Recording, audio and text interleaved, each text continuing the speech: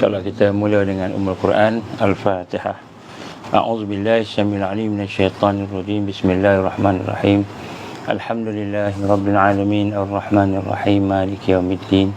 Iyyaka na'budu wa iyyaka nasta'in. Ihdinas siratal mustaqim.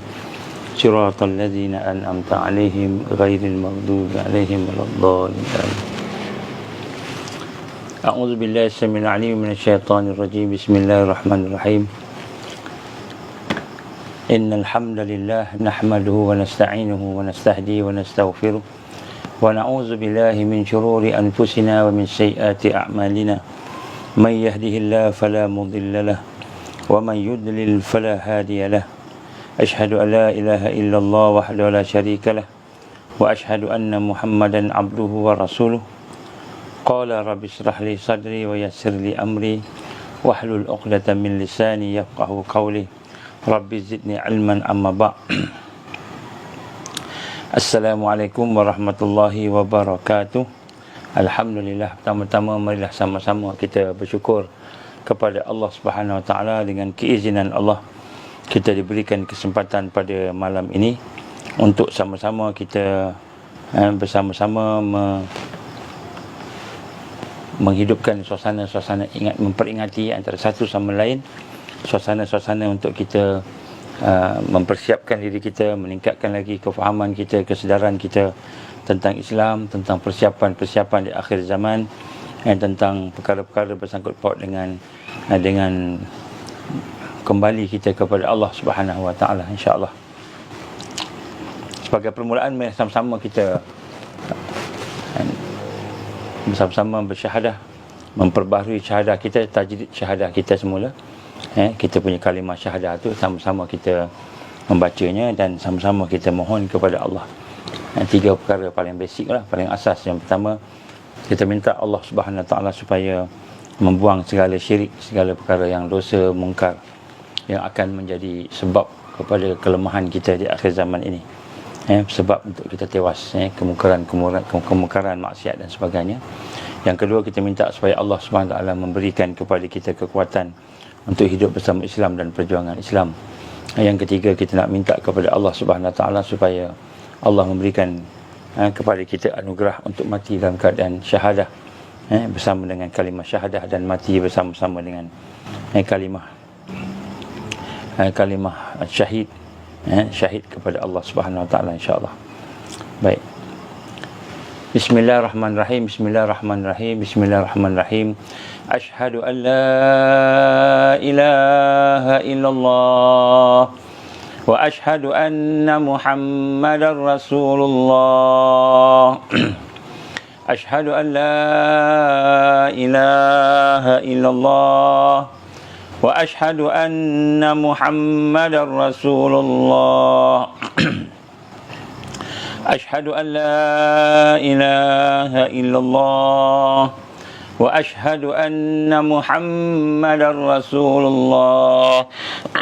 Allahumma salli ala sayyidina Muhammad wa ala ali sayyidina Muhammad kama shallaita ala sayyidina Ibrahim wa ala ali sayyidina Ibrahim wa barik ala sayyidina Muhammad wa ala ali sayyidina Muhammad kama barakta ala sayyidina Ibrahim wa ala ali sayyidina Ibrahim fil alamin innaka Hamidum Majid. Alhamdulillah. Tuan-tuan dan puan-puan rahmati Allah SWT, hari ini kita mendengar berbagai perkara, berbagai berita yang berlaku di atas muka bumi ini. Berlaku cerita-cerita tentang bencana-bencana, bencana dari sudut COVID-nya, DG Kesihatan kita yang mengatakan jangkitan positif COVID dah meningkat, mungkin disebabkan oleh banjir ataupun sebagainya.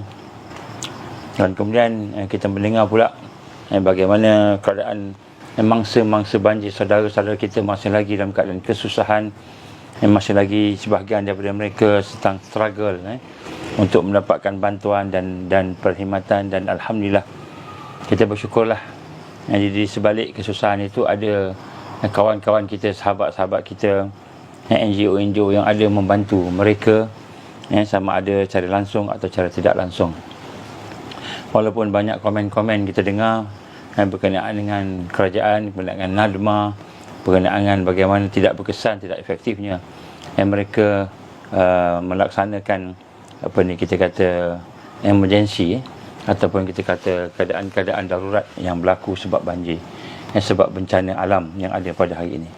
Jadi kita doakan supaya Allah memberikan kekuatan kepada saudara kita yang terlibat, diberikan kesabaran, diberikan kepada dia kemudahan dalam urusan-urusan mereka, dan kita berdoa jugalah supaya pihak-pihak berkuasa yang lain, polis, tentera, bomba dan sebagainya yang membantu mereka, diberikan juga Allah kemudahan supaya urusan membantu mereka ini dapat dilakukan dengan lancar, dengan baik, insya-Allah.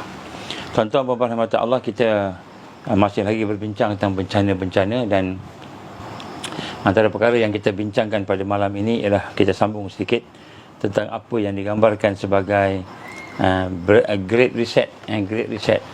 Kita cuba tengok balik, sebenarnya sebahagian besar daripada apa yang saya sampaikan ini pernah saya sampaikan, cuma sebagai ulang kaji untuk kita memahami dan untuk kita memerhatikan. Sebenarnya tajuk ni yang kita dah bincang, saya pernah menyampaikan, saya dah mula sampaikan tajuk Great Reset ni pada tahun 2016 lagi, 2016. Cumanya mungkin sebahagian kita pernah mendengar, tak mendengar, dan semakin setiap tahun tu kita nampak tanda-tanda yang kita sebut sejak daripada 2016, sebenarnya daripada 2011 kita dah mula dedahkan sedikit sebanyak perancangan-perancangan jahat ini. Mungkin tidak melalui FB masa itu, melalui ceramah-ceramah, kuliah-kuliah khas yang kita buat di merata tempat lah, di universiti, di kampung-kampung, di sekolah menengah, kita campur-campur combine lah, ikut kesesuaian.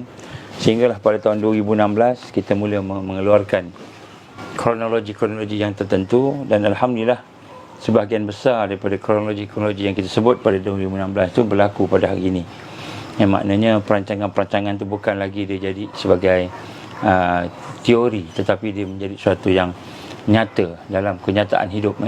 Jadi kita dah bincang dah sejak tahun 2016 lagi, dan sekarang dah 2021 nak masuk 2022, dan kita nak ulang kaji semula supaya kita boleh melihat dan mempersiapkan diri kita dengan perkara-perkara tersebut. Yang pertama sekali tuan-tuan, sebagaimana yang saya sebut pada semalam dan juga pada kuliah-kuliah yang lain, menggambarkan bahawa sesungguhnya ada orang yang merancang untuk menghapuskan ataupun merosakkan kita kata Islam terutamanya, dan juga kebenaran Allah Subhanahu Wa Taala. Ada musuh, kita ada musuh, dan musuh itu sentiasa tidak berhenti-henti untuk menyerang dan memerangi orang yang beriman. Malahan semakin lama semakin kuat kerana mereka sedar bahawa alam ini tidak lama dah akan kiamat. Manusia sampai ke hujung kepada kehidupan zaman, dan sebelum masuk kepada zaman yang lain, iaitu yaumul akhirah, hari-hari akhirat, maka mereka kena mempercepatkan. Siapakah mereka itu? Tidak lain ialah iblis. Iblis yang merupakan ketua kepada segala kerosakan yang ada. Jadi mereka ni merancang satu demi satu, dan di belakang iblis itu ada perkara-perkara yang kita nampak pada hari ini berlaku secara langsung, secara terang. Baik. Yang kedua, kita nak sama-sama meyakini, terutamanya kepada para ulama, para alim ulama, terutamanya kepada para umara, mereka yang memimpin masyarakat dan rakyat, supaya mereka ada pengetahuan tentang perkara ini. Kerana sekiranya mereka tidak memahami akan hakikat ini, perkara serangan-serangan, perkara peperangan, perkara permusuhan yang digambarkan oleh Allah Subhanahu Wa Taala sendiri, yang akan berlaku, yang sedang berlaku, yang sentiasa berlaku. Allah gambarkan kamu akan jumpa dengan makhluk manusia yang paling jahat, asyadun nas, adawah ni bermusuh, amat ketat permusuhan mereka kepada orang beriman, iaitu al-Yahud wallazina asyraku, iaitu mereka yang bernama Yahudi, Zionis, dan juga mereka yang mensyirikkan Allah. Jadi Allah sebut dalam Quran tentang mereka. Jadi oleh itu kita hendaklah sama-sama merasakan bahawa apa yang berlaku di hadapan kita ini bukan hanya sekadar perkara yang tidak sengaja, koinsiden, tetapi merupakan perkara yang dirancang oleh mereka yang mempunyai niat buruk terhadap orang-orang yang beriman. Allah gambarkan wallazina amanu, iaitu mereka yang memusuhi orang beriman. Jadi insya-Allah semalam kita dah bincang tentang sedikit sebanyak tentang Great Reset ni, dan insya-Allah kita telah pun membawa kepada tuan-tuan, saya telah membawa kepada tuan-tuan bahawa Great Reset ini bukanlah satu perkara yang teori lagi, kerana telah pun disebut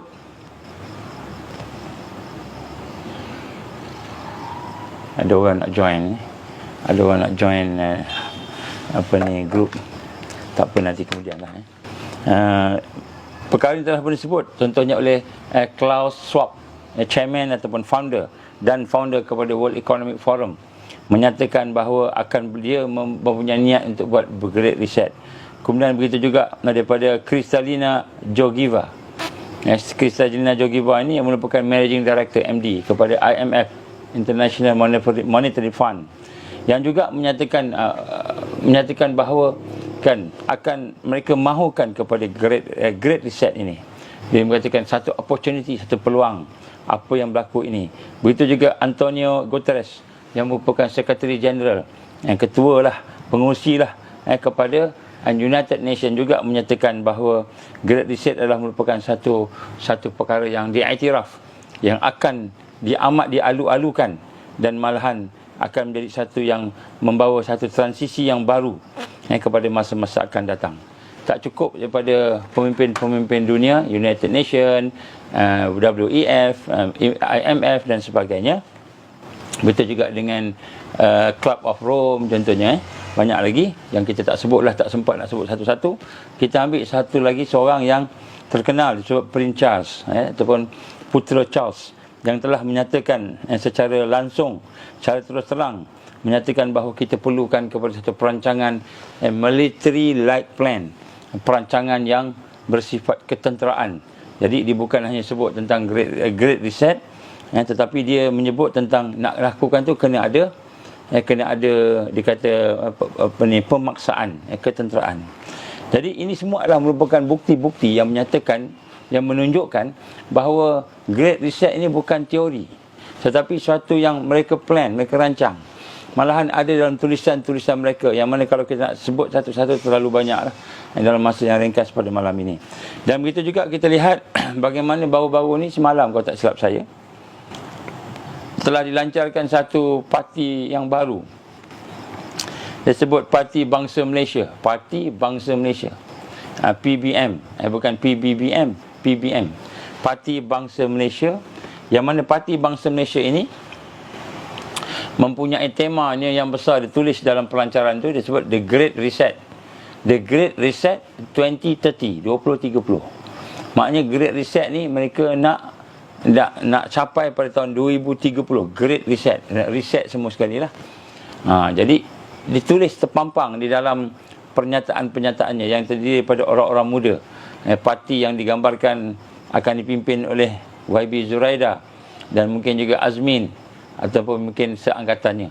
Yang mana parti ini adalah merupakan parti orang-orang muda yang macam mana sama juga macam mana parti yang ada di Thailand. Parti daripada golongan orang-orang muda, yang mana parti ini telah membuat sesuatu sehingga mengganggu sistem raja yang ada di sana. Jadi kita tengok sistem-sistem yang ada ni juga akan mengganggu sistem raja kita. Sebab tu saya nak menyeru kepada raja-raja, majlis raja-raja, supaya ambil pot lah dengan apa yang kita bincang ni. Maksud ambil pot ni maknanya ambil berat, kan? Kenapa? Kerana akan ada satu perancangan untuk nak menjatuhkan raja-raja seluruh dunia, termasuklah sultan-sultan yang ada di negara kita ini. Jadi dia bukan sekadar planning kecil, tapi merupakan satu perancangan yang besar, yang mendalam, yang berusia ratusan, malahan ribuan tahun. Jadi sebab tu tuan-tuan dan puan-puan Allah, apa yang kita nak gambarkan pada hari ini, bahawa Great Reset ini adalah satu perkara yang akan mereka buat, sebagaimana yang digambarkan oleh WEF, World Economic Forum, salah satu daripada kelompok manusia yang elit yang ada di seluruh dunia. Malaysia pun ada wakilnya. Antara mereka yang perginya antaranya lah Datuk Seri Najib sebagai wakil Malaysia dulu pernah pergi ke Basel. Di mana pada masa itu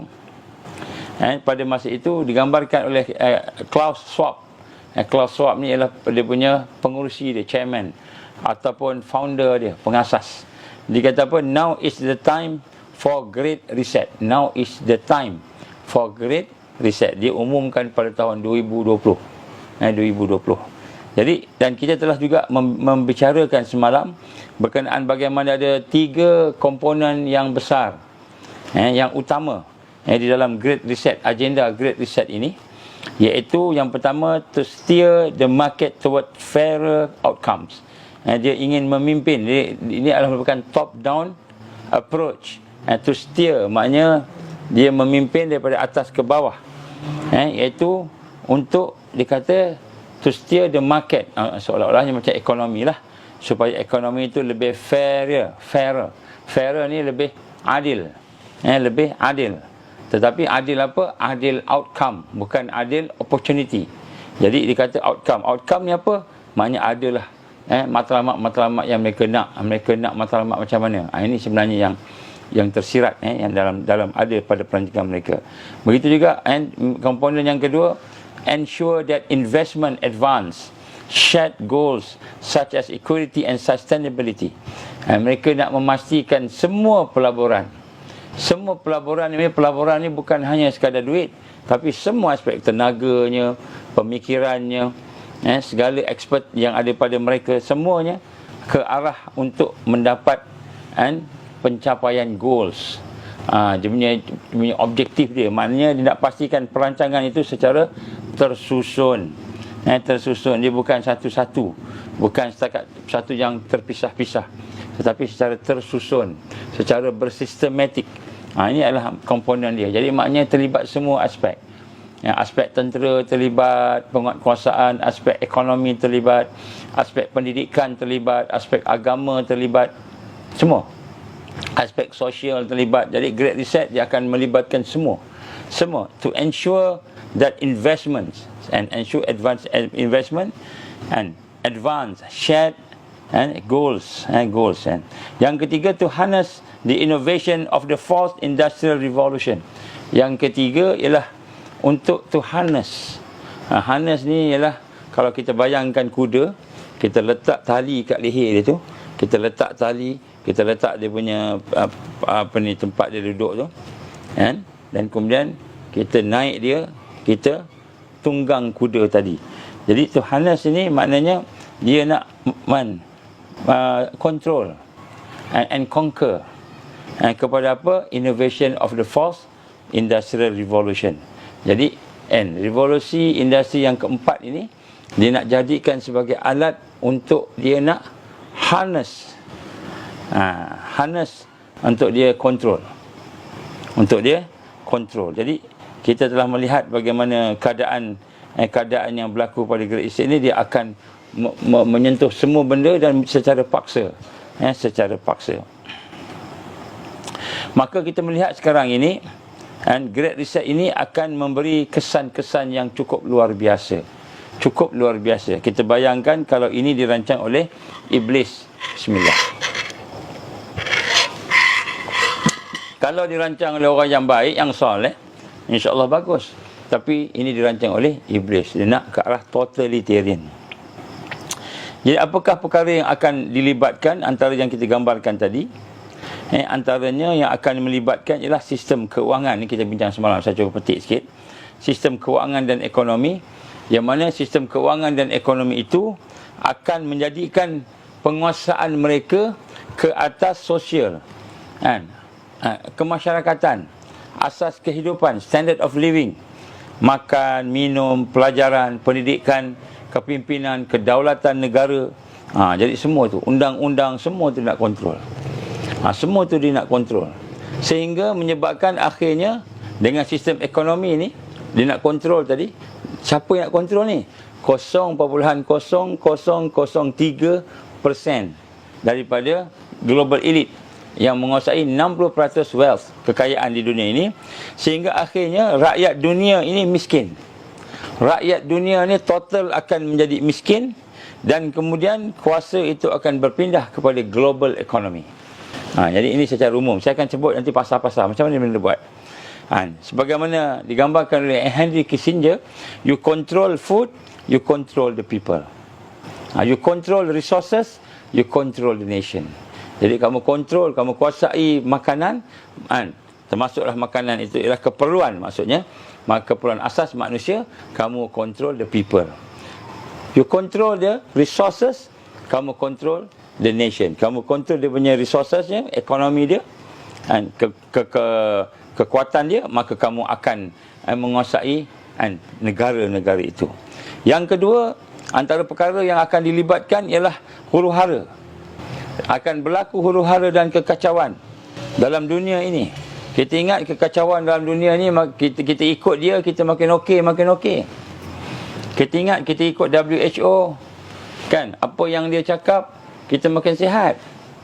World Health Organization makin sihat. Kita ingat makin sihat, rupanya makin makin sakit. Jadi kita akan tengok macam mana berlaku. Maknanya bila kita ikut global reset ni, dia akan makin huru-hara, kan? Bukan huru-hara. Kenapa? Dia punya teknik-teknik. Saya akan cerita sekejap lagi. Kemudian dia menggunakan juga, yang melibatkan juga teknologi, yang mana teknologi itu adalah merupakan perkara yang digambarkan sebagai kontrol. Digunakan teknologi untuk kontrol. Teknologi ekonomi, digital currency, teknologi dari sudut industri perubatan, teknologi dari sudut industri komunikasi, teknologi semua teknologi revolusi 4 ni digunakan untuk kontrol.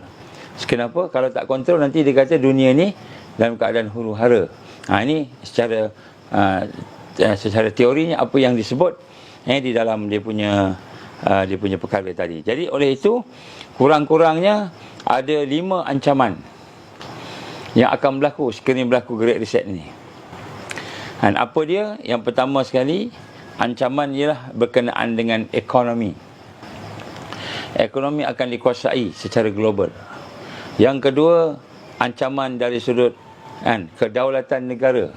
Kedaulatan negara pun akan dikuasai, akan terancam. Kita ingat baguslah benda-benda ni rupa terancam. Yang ketiga, dari sudut keselamatan dan human right. Kita kata hak-hak manusia. Kita ingat hak manusia rupanya makin kelang kabut juga. Keempat, dari sudut undang-undang, keadilan, kelestarian hidup sejagat. Dari sudut undang-undang, macam mana nak meneruskan kehidupan. Yang kelima, dari sudut pendidikan dan budaya. Pendidikan budaya pun dia nak kacau juga. Yang keenam, dari sudut alam sekitar, green regime pun dia akan kacau juga. Itu dan kemanusiaan dia akan kacau juga. Kemudian selepas itu yang akhir, yang ketujuh, saya tujuh bukan 5, 7, iaitu one world belief, keagamaan dan kepercayaan. Jadi semua dia akan masuk semua sekali. Jadi inilah yang digambarkan oleh Rasulullah sallallahu alaihi wasallam daripada hadisnya daripada Abu Sa'id Al-Khudri radhiyallahu anhu. Nabi Muhammad sallallahu alaihi wasallam telah bersabda, kamu benar-benar akan mengikuti jalan orang-orang yang sebelum kamu, sejengkal demi sejengkal, sehasta demi sehasta, sehinggalah jika mereka masuk ke dalam lubang biawak, kamu pun akan memasukinya. Kami di kalangan sahabat bertanya, ya Rasulullah, apakah mereka Yahudi dan Nasara? Maka baginda sallallahu alaihi wasallam menjawab, siapa lagi kalau bukan mereka? Jadi inilah antara perkara-perkara yang berlaku sekiranya berlaku Great Reset ni. Maknanya kita ni digambarkan akan ikut sahaja apa yang dibawa oleh mereka, apa yang dibawa oleh mereka. Jadi bagaimana mereka nak melakukan Great Reset ni? Jadi kita akan tengok sedikit, kan, bagaimana mereka akan melakukan Great Reset. Sebenarnya saya ada bagi satu tajuk. Tajuk itu ialah berkenaan dengan peranan atau perancangan Dajjal, Al-Masih Dajjal yang menakutkan. Saya pernah pergi tajuk itu sebelum ini.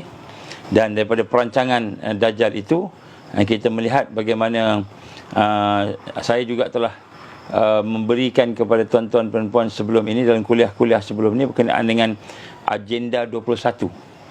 Agenda 21, yang mana agenda itu salah satunya ialah untuk melahirkan totalitarian control, total control.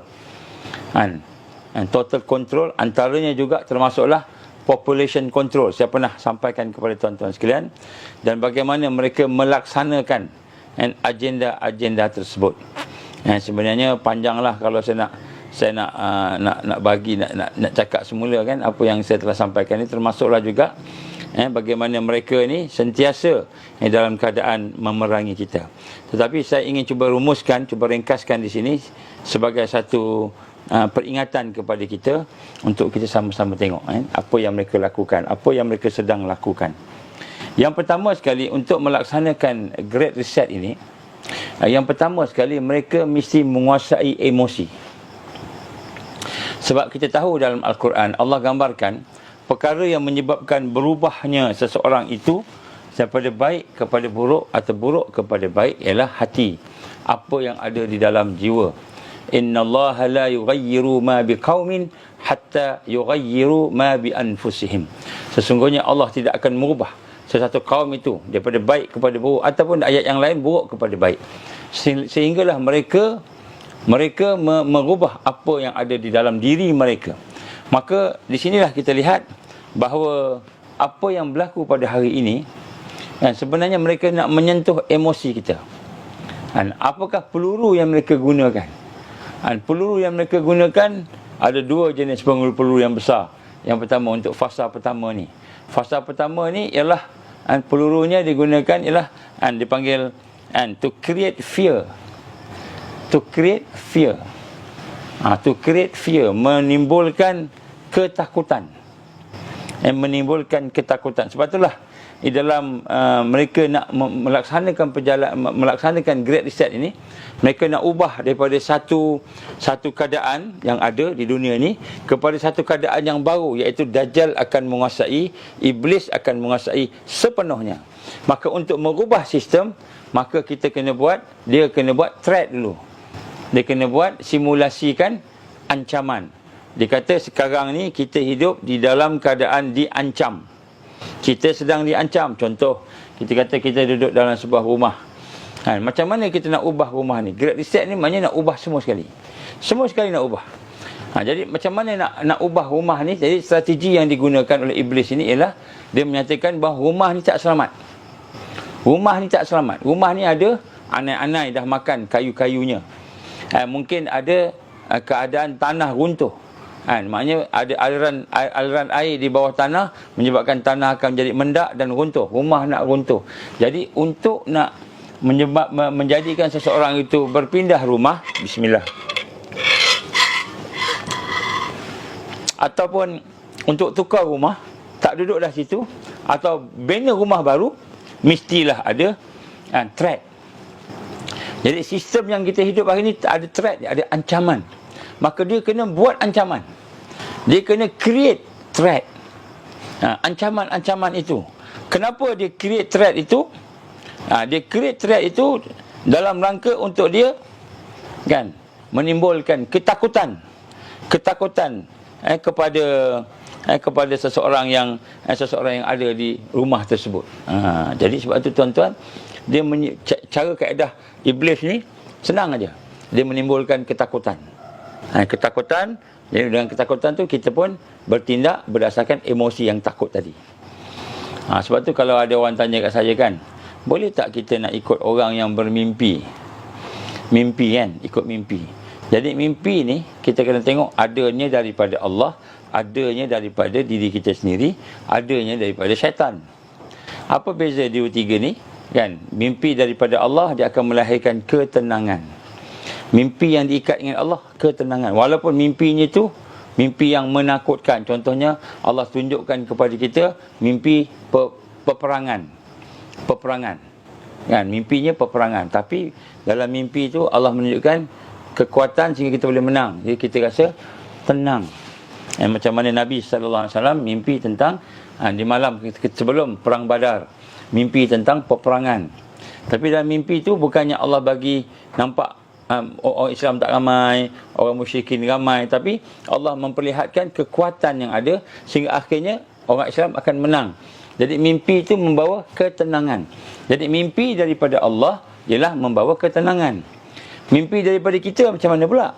Mimpi itu juga boleh datang dengan sebab kita berfikir tentang satu benda, tengok berfikir sehingga kita kata mempengaruhi perasaan kita, terbawa sampai ke mimpi. Terbawa sampai ke mimpi. Ini mimpi daripada kita. Mimpi kita tu dia terpulang, tergantung lah. Ada masanya di mimpi. Jadi kita teringat semula apa yang kita fikirkan sebelum tidur. Dan yang ketiga, mimpi daripada syaitan. Dan mimpi daripada syaitan ni, apa pun dia mesti menakutkan. Kita bangun berpeluh-peluh. Kena kejar anjing, kena kejar kucing, kena kejar macam-macam kan. Dan sebagainya. Jadi mimpi syaitan menakutkan. Jadi kenapa Allah gambarkan, Nabi gambarkan kepada kita tentang hal-hal begini? Kerana memang mereka ni sentiasa menakut-nakutkan. Kalau kamu sedekah, nanti kamu fakir, dia kata. Nanti kamu miskin, harta kamu sikit. Kalau kamu pergi berjuang, nanti kamu mati, kena bunuh. Nanti kamu kena tangkap. Dia menakut-nakutkan. Jadi mimpi daripada syaitan. Jadi ini adalah merupakan strategi dia. Oleh itu mereka nak mengadakan great reset, nak supaya Dajjal tu datang, supaya Dajjal tu boleh menguasai dunia, mengubah seluruh apa yang ada di dunia. Maka dia pun menimbulkan threat. Threat ni apa? Ancaman. Kenapa nak timbulkan ancaman? Kerana ancaman itu akan menyebabkan kita rasa takut dan kita rasa sedih. Takut dan sedih. Ni. Jadi apa peluru dia fasa pertama ni? Peluru dia fasa pertama ialah takut dan sedih. Takut dan sedih. Sebab tu Allah gambarkan dalam Al-Quran, inna awliya Allah la khawfun alaihim wa lahum yahzanun.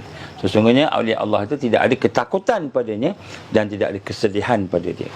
Jadi sebab tu nak gambar kat sini, maka kita akan diuji dengan kita sebut sebagai fear syndrome. Fear syndrome, kita sentiasa ditakutkan. Takut kehilangan sesuatu yang kita sayangi. Harta kita, anak-anak kita, pekerjaan kita, kesihatan kita, ekonomi kita, nyawa kita. Dan inilah sebenarnya penyakit al-wahnu, hubbud dunya wa karihatul maut. Kamu cinta dunia dan kamu benci kepada kematian. Jadi yang pertama sekali, senjata, peluru yang digunakan tu ialah al-khawf, takut. Jadi sebab itulah, inilah merupakan satu fitrah yang ada pada manusia, kelemahan manusia. Dia menggunakan takut. Sebab itu disebut culture of fear. Culture of fear itu satu budaya takut, menakutkan. Dan dalam kajian yang dibuat oleh orang-orang bukan Islam, contohnya ramailah juga kita dapat sini, disebut fear ni, ketakutan tu adalah merupakan foundation of every government power. Maknanya kalau government tu nak menguasai rakyat dia, maka dia akan timbulkan ketakutan. Jadi rakyat akan takut macam itu. Jadi inilah merupakan senjata yang digunakan oleh apa yang digambarkan oleh iblis dalam kajian-kajian kita, dan menunjukkan bahawa ketakutan itu akan menyebabkan apa berlaku, akan menyebabkan kita ni ikut saja apa yang dibuat. Ini satu perkara yang kita nak kena faham. Jadi sebab tu fasa pertama di dalam Great Reset ini ialah dia akan simulate a threat. Dia akan memperlihatkan, mengadakan ancaman-ancaman untuk menimbulkan fear, ketakutan. Dan ketakutan manusia yang ada pada hari ini terputus daripada iman, terputus daripada Islam. Maka takut dia ialah kehilangan dunia. Kita takut kehilangan dunia. Contohnya takut kehilangan kesihatan kita, takut kena virus. Saya dapat satu klip video daripada salah seorang ustaz yang terkenal. Ustaz ni dia sentiasa, dulu dia banyak cakap cerita berkenaan dengan alam barzah, berkenaan dengan akhirat, berkenaan dengan padang mahsyar, berkenaan persiapan mati, mempersiapkan mati dan sebagainya. Maka di dalam klip video itu dia menyatakan kepada kita bahawa ambillah vaksin. Ini contoh. Contoh. Ambillah vaksin. Kenapa? Kerana vaksin ini boleh menghalang daripada terkena virus. Disebut macam itu. Menghalang daripada terkena virus, dia katalah. Kemudian dia kata, ambillah vaksin supaya orang lain tak kena virus. Kita tak takutlah virus tu, tapi bila kita tak ambil vaksin, kita kena virus, kita menjangkitkan pada orang yang dah ambil vaksin pula, dia kata macam tu. Kalau orang tu dah ambil vaksin, kenapa nak takut dengan virus kalau dia boleh kebal daripada virus kan? Jadi dia kata, ambillah vaksin, dan kemudian dia kata kerana ini adalah sebagai ibadah, supaya kita boleh beribadah kepada Allah. Jadi saya nak kena betulkan sikit tanggapan ustaz ni. Dia menakut-nakutkan. Menakutkan orang dengan kata bila ambil vaksin maka dia tidak terkena virus. Tak betul. Tak sama dengan kenyataan daripada KJ dan juga kenyataan daripada DG. DG, KJ. Jadi Dajjal kan. Jadi tak sama. Tak sama. Kenapa? Dia kata walaupun dah ambil vaksin, kita boleh kena virus. Sebab tu nak kena ambil dos ketiga pula. Dos ketiga pun tak menjamin. Jadi agamawan kita terperangkap. Dia kata apa? Kena ambil ni, kena ambil. Kenapa kata antivirus, kena virus, takut mati dan sebagainya. Saya minta maaf tuan-tuan dan puan-puan. Saya dengar video-video klip daripada ustaz-ustaz kita. Saya kata subhanallah. Mereka tak dapat maklumat yang sebenar. Mereka tidak dapat maklumat yang sebenar. Saya menyeru kepada ustaz-ustaz yang nak tahu tentang pandangan tentang virus, biochemical, bioweapon, chemical weapon, insya-Allah hubungilah GPMC, hubungilah kami lah. Kita boleh bincang-bincang secara umum. Secara umum supaya kita nampak, kita bukan nak paksa ikut siapa, tak Jadi maka yang pertama, fasa pertama untuk membina Great Reset ialah dengan menimbulkan ketakutan, to create a culture of fear. Jadi maka dia akan buat simulasi berkenaan dengan threat itu, ancaman itu. Maka terciptalah ketakutan demi ketakutan. Maka bermulalah antaranya sebagaimana yang digambarkan oleh Bill Gates pada tahun 2014, 2015. Bill Gates dah sebut dah. Dia kata apa? Senjata yang paling ditakuti akan datang, disebut dalam satu dia punya ceramah dia di TED. Dia kata apa? Senjata yang paling menakutkan pada masa akan datang ialah bioweapon, bioterrorism. Disebut bioweapon, bioterrorism. Bioweapon, bioterrorism. Disebut begitu. Jadi bila disebut macam tu pada tahun 2014, 2015 disebut dah. Maka 2019 tiba-tiba berlakulah pandemik di China. Yang mana kita lihat dalam pandemik itu seolah-olahnya ramai yang mati. Kena jatuh. Dan kemudian selepas itu tak cukup dengan itu, dia merebak pula ke seluruh dunia. Ke seluruh dunia. Virus itu merebak ke seluruh dunia dengan keadaan yang cepat. Dengan keadaan yang cepat. Yang virus yang mematikan disebut. Virus yang mematikan. Ada tak virus tu? Virus tu ada ke tak ada? Secara umumnya cakapnya ada. Kalau kita kata tak ada, dia marah. Kata ada, tak apa. Tapi virus tu macam mana? Maka virus itu adalah virus yang dikatakan boleh membawa radang paru-paru, radang jantung. Dekat jantung ni boleh menyebabkan kita jadi asma, jadi sesak nafas. Boleh jadi ni. Jadi macam-macam lah dia cerita tentang virus ni. Sedangkan tidak ada bukti. Minta tuan-tuan puan-puan tak payah sebut siapa ustaz tadi tu, saya tak sebut pun. Saya tak sebut pun. Tetapi siapa yang ustaz-ustaz yang nak dapat penjelasan tentang virus ni, bioweapon, chemical weapon, insya-Allah kita ada expert. Saya bimbang ustaz-ustaz punya credibility akan jatuh dengan sebab cakap sesuatu yang tidak mempunyai fakta. Jadi kita bimbang, walaupun dia terkenal seluruh Malaysia, kalau cakap tu boleh menangis lah orang dengar ni, contohnya. Baik, jadi macam mana dia create fear? Maka kita melihat pandemik berlaku, dari di China. Kemudian kita melihat seolah-olahnya pada masa itu ramai sangat, 10,000 killed, ramai yang mati, ramai orang tua-tua mati. Kemudian tiba-tiba pula lepas tu daripada masa ke masa, kes akan bertambah-tambah, death akan bertambah-tambah, kematian bertambah-tambah, kes bertambah. Dia bukan kematian, kes bertambah. Kes bertambah, dan kes juga bertambah tu, maka nak kena ada, kena ada satu ubat yang baru disebut vaksin. Vaksin inilah the only solution. The only solution. Nampak? Jadi vaksin ni pula the only solution. Daripada mula lagi. Maka seluruh dunia fokus kepada COVID-19. Seluruh dunia berfokus kepada COVID-19.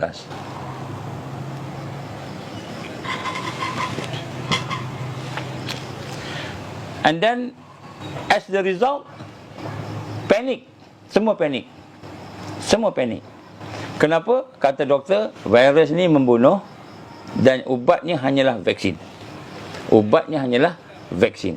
Jadi kenapa dia kata ubatnya hanyalah vaksin? Sebab vaksin tu sebenarnya dibuat dalam keadaan tidak menepati SOP dia, tak cukup pensyarat ni, dia lulus sebagai emergency authorization. Emergency use authorization, EUA.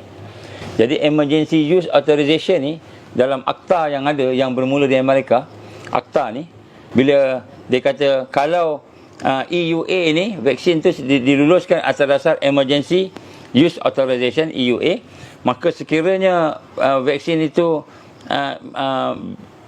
tidak cukup lengkap, tak apa, boleh guna sebagai emergency, sebagai darurat disebut, maka kena guna. Dan kemudian selepas tu EUA ni pula, akta ini, sekiranya ada ubat, tiba-tiba habatus saudah boleh menyembuhkan penyakit tu, corona ni, tiba-tiba ivermectin boleh menyembuhkan, tiba-tiba ada ubat lain boleh menyembuhkan, ataupun adalah sesuatu yang boleh menyembuhkan, maka EUA itu terbatal automatik. Ni akta tu. Jadi sebab tu sampai sekarang dia tidak iktiraf kepada mana-mana ubat. Saya bukan cakap pasal KKM ni. Saya cakap pasal perancangan Great Reset. Jangan salah sangka. Jangan salah sangka. Saya tak cakap pasal KKM. Tapi kalau KKM makan lada, dia terasa pedah lah. Saya nak sebut kat sini, ini yang kita kaji. Ini yang kita kaji. Maka dia menimbulkan threat. Dia menimbulkan ancaman. Bila ada ancaman, kita kena cari solusi dia. Apa dia punya penyelesaian dia? Penyelesaian dia bukan kita. Penyelesaian top down. Kan tadi sebut tadi kan? Top down. Penyelesaian dia hanya daripada WHO saja. Penyelesaian dia. Macam WHO itulah raja kepada segala raja kehidupan ni. Macam dia saja yang pandai dalam hidup ni. Jadi WHO top down. Apa kata WHO? Kita kena selesaikan dengan vaksin. Dengan vaksin. Maka vaksin saja. Maka dia buat masalah, threat, ancaman, maka dia juga buat solusi. Tuan-tuan dan puan, cuba fikir sungguh-sungguh. Kemudian apabila sudah ambil vaksin, berlaku juga general panic lagi. Takut lagi. Kenapa? Kita ingat ambil vaksin dos 1, dos 2, selamat. Alhamdulillah, herd immunity dia kata. Herd immunity 80% dah selesai dah. 80% ambil dah selesai. 70% ambil dah selesai. Ini dah 90% lebih ambil. Dia kata tak selesai-selesai, kena ambil booster pula. Dan dos ketiga. Maka setelah dia ambil dos ketiga pula, maka berlaku pula AFI ataupun adverse effect, kesan-kesan sampingan yang mendadak. Seperti yang paling teruk sekali ialah sudden death, kematian yang mendadak, tiba-tiba, sudden death. Maka kita melihat makin ramai orang terkena, kita panggil apa tadi, kesan sampingan. Makin ramai orang terkena sudden death, maka makin takut lagi. Makin takut. Bila ikut plan dia makin takut. Great Reset ni akan menimbulkan ketakutan. Makin takut. Bila tak nak ambil, Saya dah ambil dos 1, saya dah ambil dos 2, sekarang saya tak nak ambil dah sebab saya dah sakit dah. Kan? Jantung saya dah sakit, mata saya dah sakit. Sebelum ni tak sakit, sihat. Maka tiba-tiba keluar pula Akta 342. Akta 342 yang nak memaksa orang ambil. Nak memaksa orang, padahal tu masih lagi trial. Kan? Masih trial lagi, masih lagi percubaan. Benarlah apa yang digambarkan oleh Rasulullah sallallahu alaihi wasallam. Hadis daripada Anas bin Malik radhiyallahu anhu menyebut bahawa Rasulullah sallallahu alaihi wasallam telah bersabda. Saya baca maknalah, salah satu tanda akhir zaman adalah munculnya kematian secara mendadak, kematian secara tiba-tiba. Ini hadis riwayat At-Tabrani. Hadis riwayat At-Tabrani. Jadi Nabi kata apa? Salah satu tanda akhir zaman. Akhir zaman ni mana tak dekat-dekat sangat dah pun, kan? Iaitu berlakunya kematian yang tiba-tiba. Tuan-tuan, perempuan, lepas ni kita akan nampak kematian yang tiba-tiba. Banyak kematian tiba-tiba lepas ni. Sekarang pun dah nampak dah. Seorang polis bertugas, sekarang nak masuk bank, tiba-tiba meninggal dunia. Seorang atlet, pemanah, sihat badannya, kuat badannya, boleh memanah, atlet, kan, tiba-tiba meninggal dunia. Tiba-tiba. Tengok, jantung. Ni pun jantung. Pemain bola sepak di Eropah terutamanya, kita mendengar banyak berita daripada sana, dan juga di sini mungkin ada tapi disembunyikan, kita tak tahu. Kan? Tiba-tiba meninggal dunia. Padahal dia atlet. Maknanya sihat, tentulah jantungnya telah diselidiki, dianalisa. Tetapi setelah dia mengambil suntikan-suntikan tertentu tadi, tiba-tiba meninggal dunia. Maka Nabi gambarkan salah satu tanda akhir zaman adalah munculnya kematian yang mendadak, kematian yang tiba-tiba. Jadi ini suatu yang menakutkan. Jadi bila mati pula, sebabnya apa? Sebabnya virus. Sebabnya jantung. Sebabnya mungkin blood clot yang ada di kepala, menyebabkan aneurism, pecah. Kita kata saraf pecah. Sebab ni, sebab tu, sebab ni, bukan sebab suntikan tadi. Sekarang ni kawan-kawan saya ada yang sakit kerana suntikan tadi. Pergi ke hospital, jumpa doktor pakar, bila tengok tak dapat kesan apa sebab dia. Kat mana, apa sebab sakit, tak dapat kesan. Jadi dia tak tengok sebab yang suntikan tu, dia tengok sebab lain, tak dapat kesan. Tuan-tuan penghormatan Allah, ini adalah fasa pertama. Jadi fasa pertama, Great Reset, dia menimbulkan ketakutan. Dan bukan saja ketakutan dari sudut kesihatan, akan ada juga ketakutan dari sudut bencana alam. Akan ada ketakutan dari sudut ekonomi. Akan ada ketakutan dari sudut peperangan. Akan ada ketakutan dari sudut jenayah. Jadi akan ada ketakutan merata-rata. Jadi bila ketakutan ni, maka rakyat, masyarakat akan melihat kita perlu kepada satu perubahan. Rumah dah tak selamat. Dia akan menggunakan pakar-pakar yang dikatakan kononnya pakar ni cakap ni. Rumah tak selamat, arkitek cakap tak selamat rumah ni, engineer cakap tak selamat rumah ni, maka kita kena buat rumah baru. Inilah Great Reset. Dan sebab itulah sekarang ni ramai di kalangan kawan-kawan kita ni bukan anti vaksin. Tuan-tuan, saya bukan anti vaksin, tuan-tuan. Saya bukan anti vaksin. Saya pun belajar medical juga. Tuan-tuan rahmat Allah Subhanahu Wa Taala, medical engineering. Saya pun belajar juga bioengineering. Saya belajar juga tentang ubat-ubatan ni, saya belajar. Biochemical saya belajar. Dan nak sebut kat sini, kawan-kawan yang ada ramai di dalam kita hari ni pun sebenarnya telah ambil pun 2 dos. 1 dos, 2 dos. Cumanya bila ambil sakit dan tak sihat, mereka tak nak ambil dah 3 dos. Tapi bila tak nak ambil, nak kena pula 342. Akta 342. Jadi tuan-tuan rahmat Allah Subhanahu Wa Taala, nombor 1, mereka akan simulate a threat. Mereka akan mengajar. Threat ni banyak. Sebab tu hari ni kunci kita ialah jangan kita melihat sekitar yang ada di sekeliling kita ni, kemudian perkara yang berlaku di sekitar kita sama ada dalam bentuk penyakit ataupun dalam bentuk chemical weapon, bio weapon, ataupun dari sudut bentuk peperangan. Mungkin lepas ni peperangan di Laut Cina Selatan, ataupun dari sudut bencana alam. Tengok semua kesusahan-kesusahan. Yang pertama, kita jangan rasa takut dengan bencana yang ada di sekitar kita. Itu solusi dia nombor satu. Kerana apa? Kerana pada hari ini masalah kita ialah sistem pendidikan kita yang meletakkan dunia di depan, sehingga kita takut kehilangan dunia itu.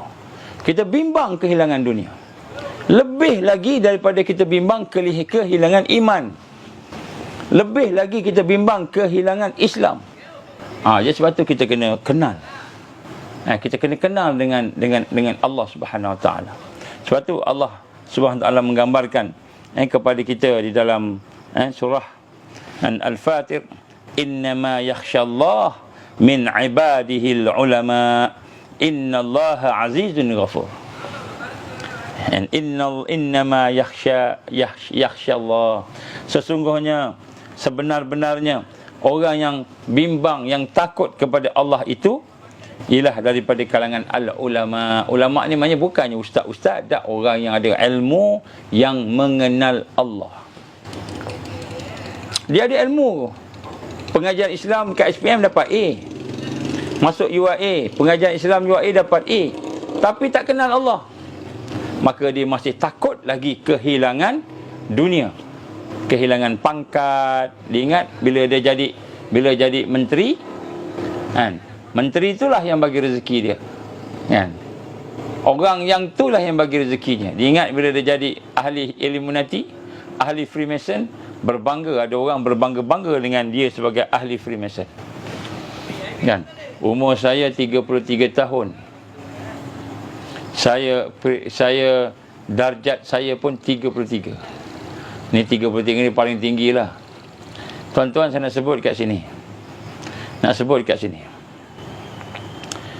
Freemason, Illuminati, siapa-siapa sahaja, apa sahaja yang kita masuk, kalau kita masuklah, kalau kita terikat dengannya, sesungguhnya itu adalah merupakan hamba kepada iblis, hamba kepada syaitan, hamba kepada iblis dan syaitan.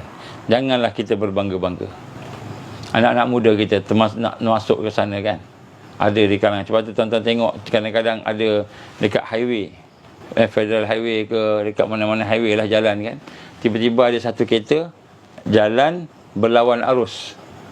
Berlawan arus ni maknanya orang ke sini semua, dia berlawan arus. Satu biji dia je berlawan arus. Jadi kita ingat mabuk. Tak mabuk. Rupanya itu salah satu ritual Freemason. Dia salah satu yang diarahkan. Kemudian ada yang diarahkan pula dengan untuk nak melakukan liwat. LGBT ni bukan berzina. Berzina ni memang kena buat minum arak. Liwat, dia ambil gambar dan sebagainya. Jadi sebenarnya tuan-tuan, bila kita belajar tentang mereka, sebenarnya mereka ini adalah merupakan hamba syaitan. Hamba syaitan. Jadi sebab itulah pada hari ini kita akan diserang dengan ketakutan. Akan diserang dengan kebimbangan, kerisauan. Dan masalah kita hari ini ialah apabila kita takut dan terputus daripada iman. Kita takut kepada sesuatu, terputus daripada Allah. Takut daripada sesuatu, terputus daripada akhirat. Ini dia akan membawa kepada syirik. Dia akan membawa kepada kerosakan. Jadi apabila kita takut sahaja kehilangan dunia ini, maka kita dah kena peluru great reset. Dah kena peluru dia. Dah kena satu biji. Takut hilang kerjaan, dah kena dah. Takut hilang ni dah kena dah. Semua dah kena. Jadi takut. Kenapa? Kerana orang yang beriman jadi la khaufun alaihim, tidak ada ketakutan pada mereka, wala hum yahzanun, dan tidak ada digambarkan sebagai kesedihan. Nombor satu itu fasa pertama. Fasa kedua, tuan-tuan, Great Reset ni ialah mereka ingin menanam perselisihan dan perpecahan. Nombor dua, fasa kedua, sow the tares and division. Fasa kedua ialah setelah mereka menimbulkan ketakutan, ancaman, takut, maka akan terpecah dua. Yang pertama ikut hak ni, yang kedua ikut yang ni, dia sebut. Maka mereka akan menanamkan, menambahkan, merangsang perselisihan dan perpecahan. Jadi fasa kedua, Great Reset, mereka akan pecahkan lagi. Sebab tu hari ini, tuan-tuan, kita melihat hampir semua sektor berpecah. Jadi kita lihat hari ini fasa kedua ialah nak memecah belahkan manusia yang ada supaya dia boleh kontrol, kontrol. Maka apakah yang akan mereka lakukan? Mereka akan kenakan pelbagai tindakan unnecessary, tindakan yang tidak sepatutnya,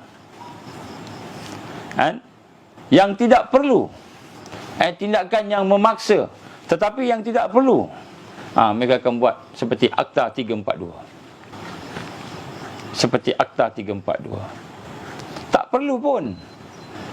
Katakanlah seorang tu tak pakai mask, tiba-tiba dia kena RM100,000, RM10,000, tak pakai mask.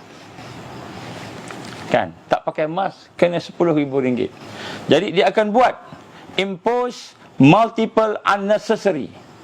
Dia akan mengenakan pelbagai tindakan paksa, tindakan yang memaksa, yang tidak perlu. Ini salah satu cara dia nak memecah belahkan kita. Dan kemudian dia akan mengadakan pula sesuatu yang tidak mengikut perlembagaan, tidak mengikut peraturan negara, bebas. Ada pula benda yang dia bebaskan, benda yang tak sepatutnya dijadikan hukuman, peraturan, dia akan tekan, buat. Maka anggota tentera kita, anggota polis kita kena buat semua. Kita kena buat, Bila tanya dengan cikgu besar, kenapa nak wajibkan yang ini ambil suntikan?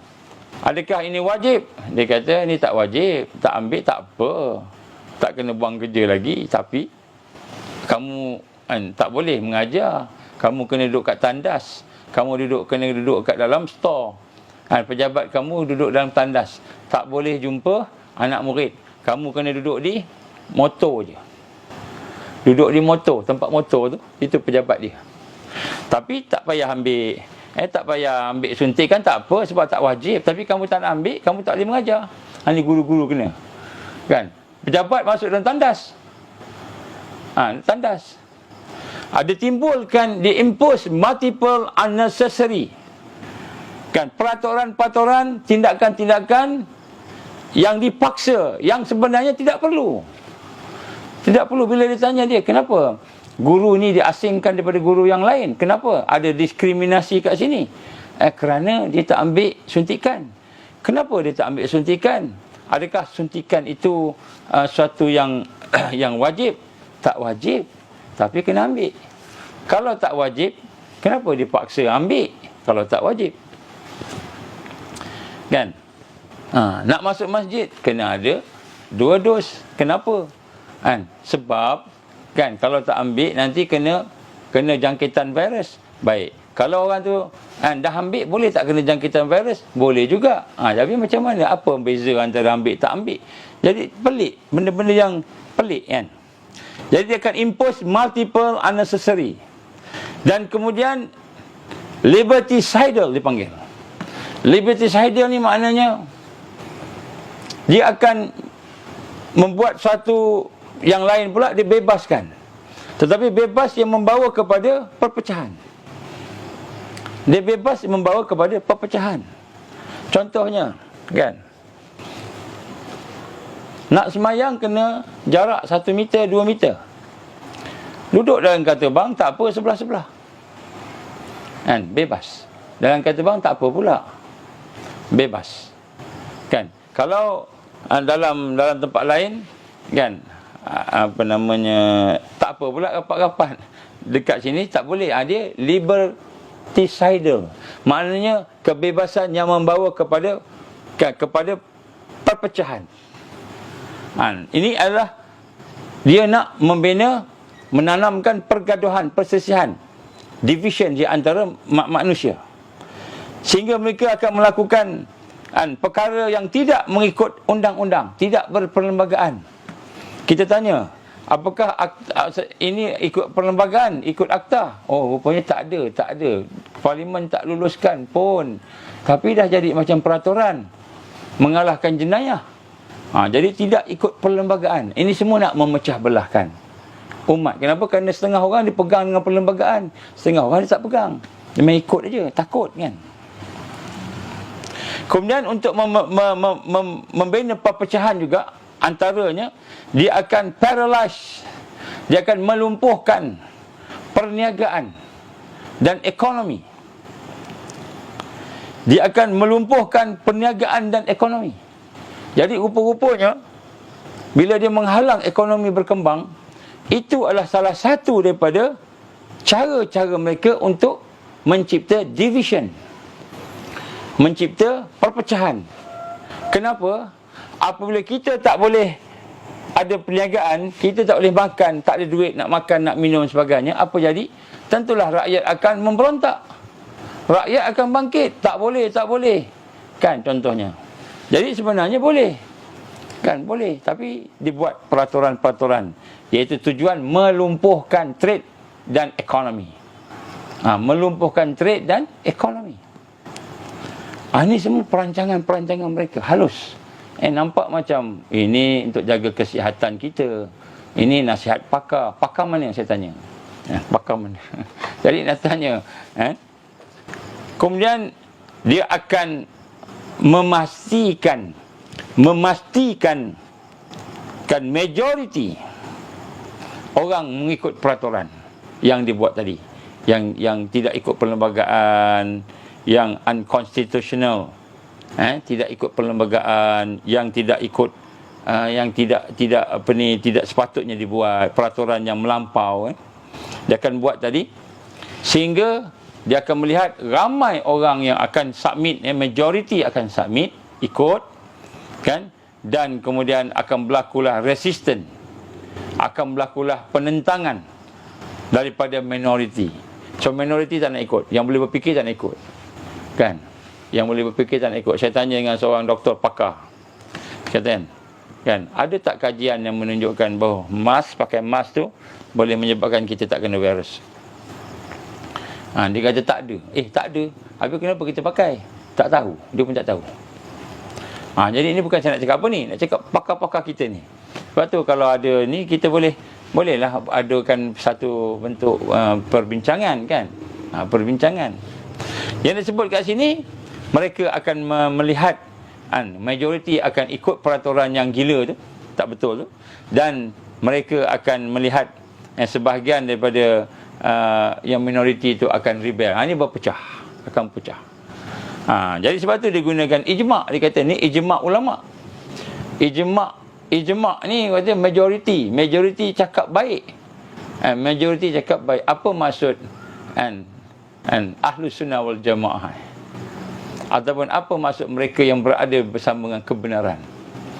Mereka yang bersama kebenaran ni bukan mereka yang bersama majoriti.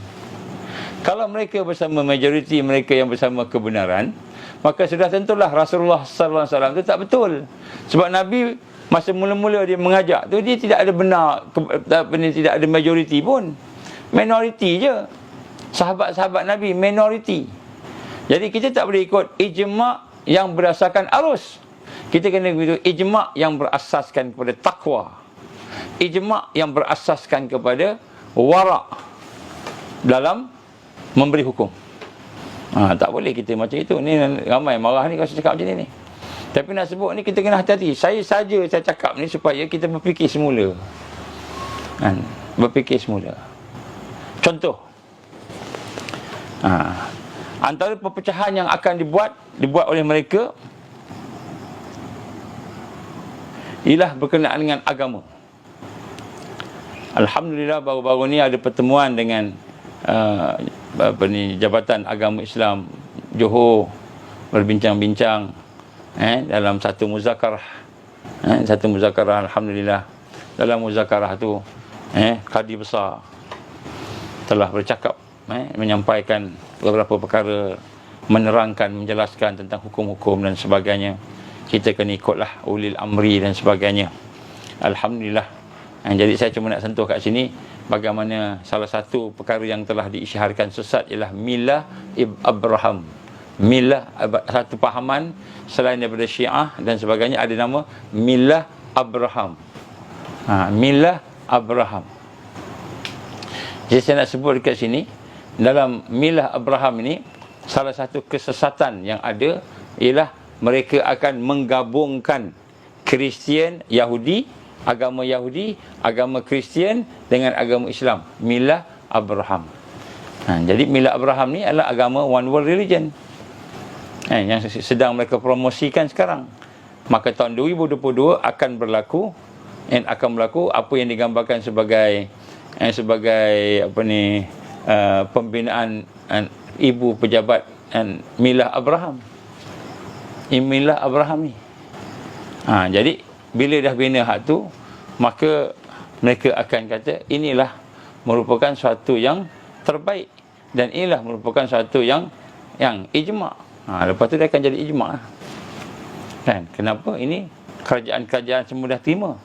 Maka tuan-tuan rahmat Allah SWT, kita di Malaysia jangan nak terima lah milah Abraham ni. Johor alhamdulillah dah mengharamkan. Majlis Fatwa Johor dah mengharamkan milah Abraham ni. Besok datang ke negara kita, tiba-tiba menteri kata halal pula. Jadi kalau menteri kata halal, kita tanyalah apa yang telah dibuat oleh majlis agama sebelum ni yang telah mengisytiharkan sebagai sesat.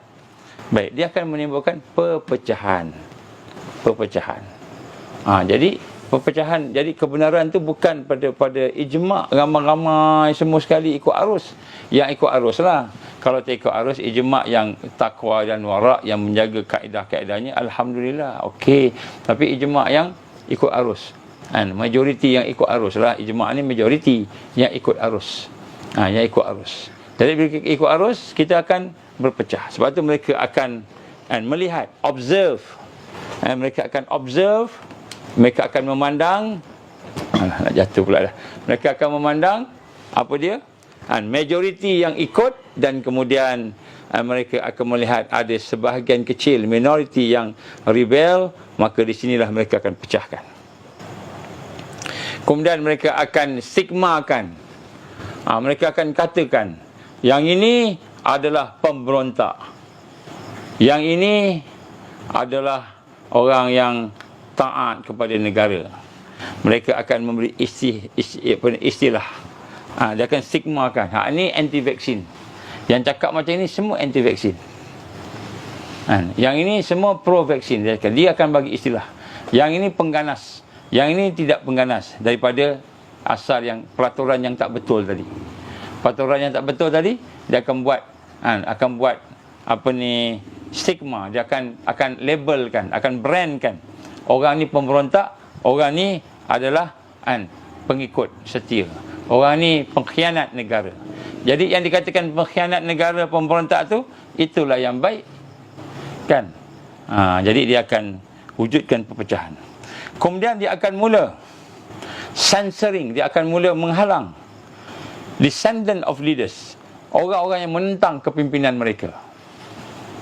Lepas ni dia akan larang ulama-ulama yang menyatakan pandangan dia. Ustaz Rozaini contohnya, ustaz-ustaz yang menyatakan pandangan mereka ditekan. Saya sebut Ustaz Rozaini sebab saya tengok nama Ustaz Rozaini ada tadi, orang tulis tadi kan. Jadi ditekan. Kemudian mereka akan menghukum disobedient, tangkap. Dia akan tangkap ulama-ulama, dia akan tangkap pemimpin-pemimpin, para duat, orang baik-baik ni kena tangkap, dia akan tangkap. Dia akan dihukum. Jadi ini semua akan menyebabkan perpecahan dalam negara tersebut. Kemudian dia akan lebih meningkatkan lagi confusion, kekeliruan berlaku kepada perkara yang ada. Contohnya, kan, kalau kita sebut tentang virus ni, positif COVID ni daripada PCR test, kan, dia akan cerita pasal kes. Dia tak cerita pasal infected, dia tak cerita pasal orang yang sakit. Dia akan, istilah tu dia akan bermain-main untuk bagi orang keliru lah. Bagi orang keliru sehingga orang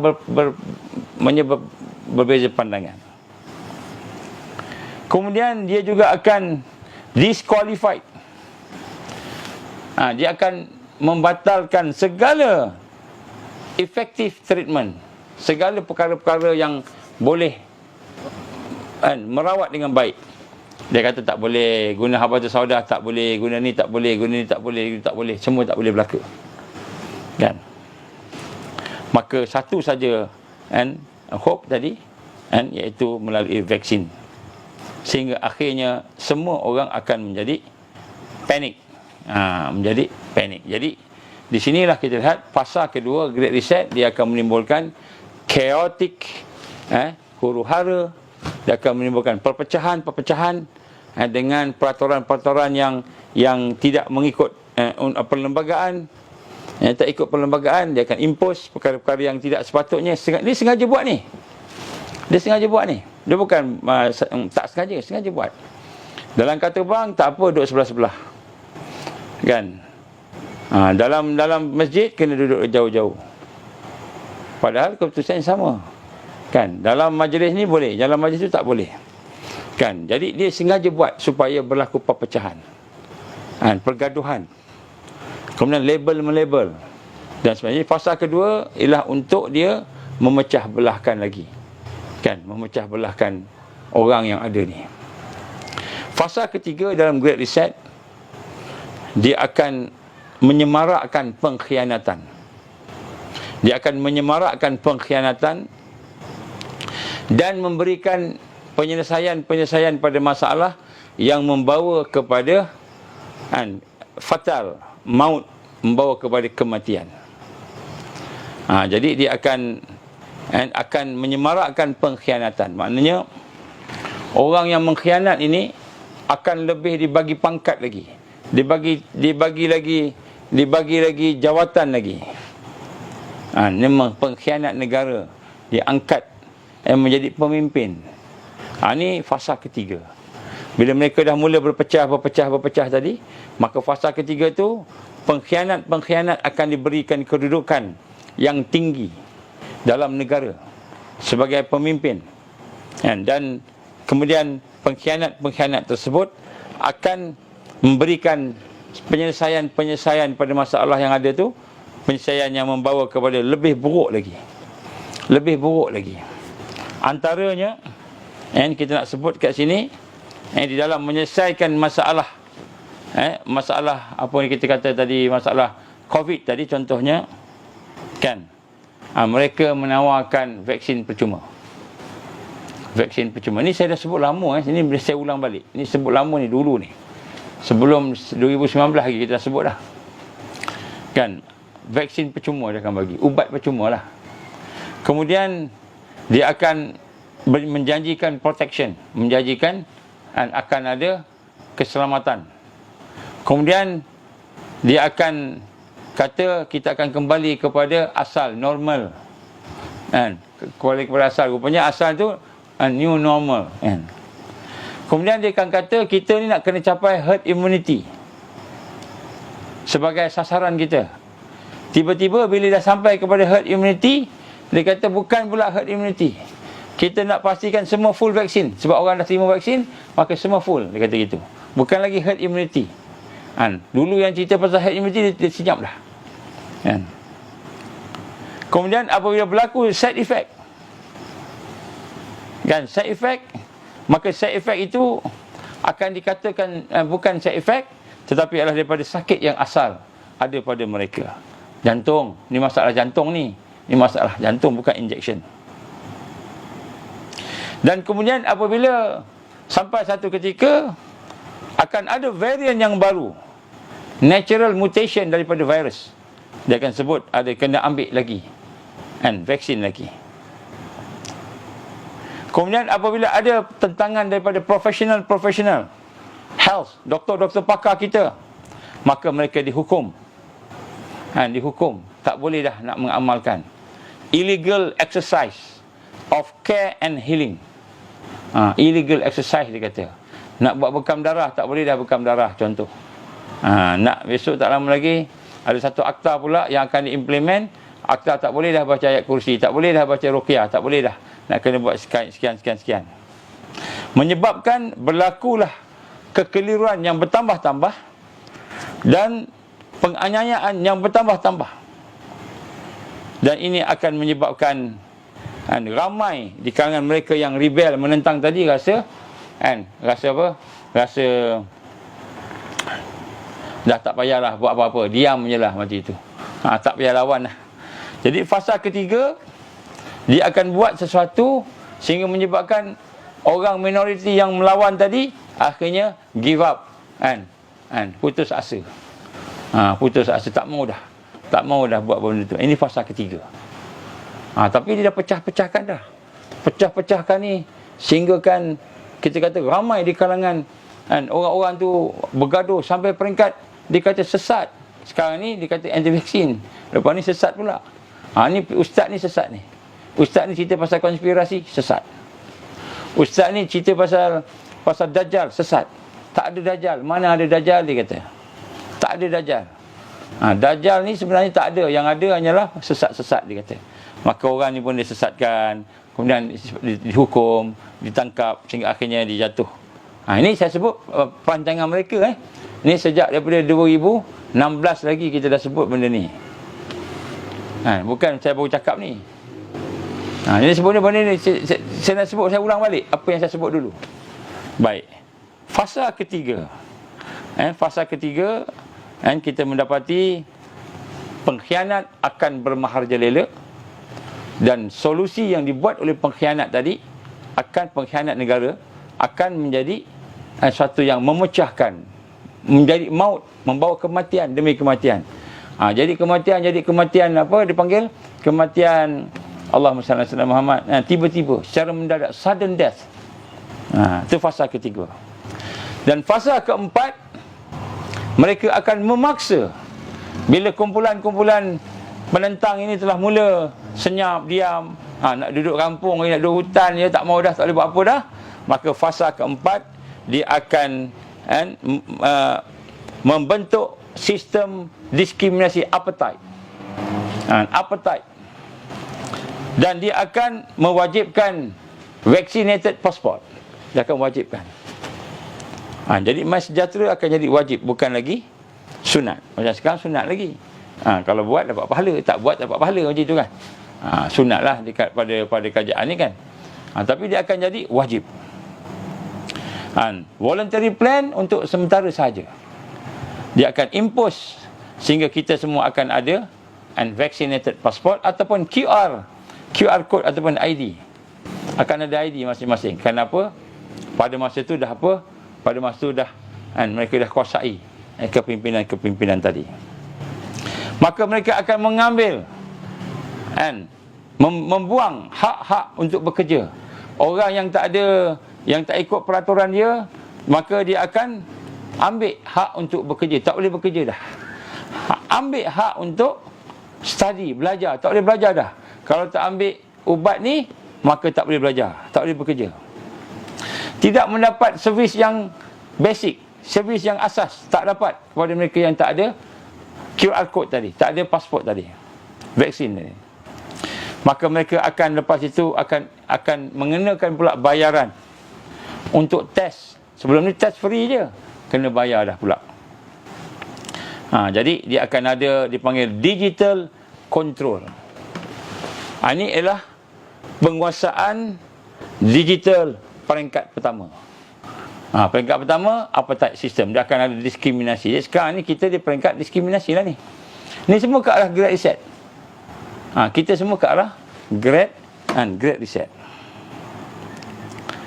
Dan kemudian fasa kelima, dia akan membentuk satu masalah baru.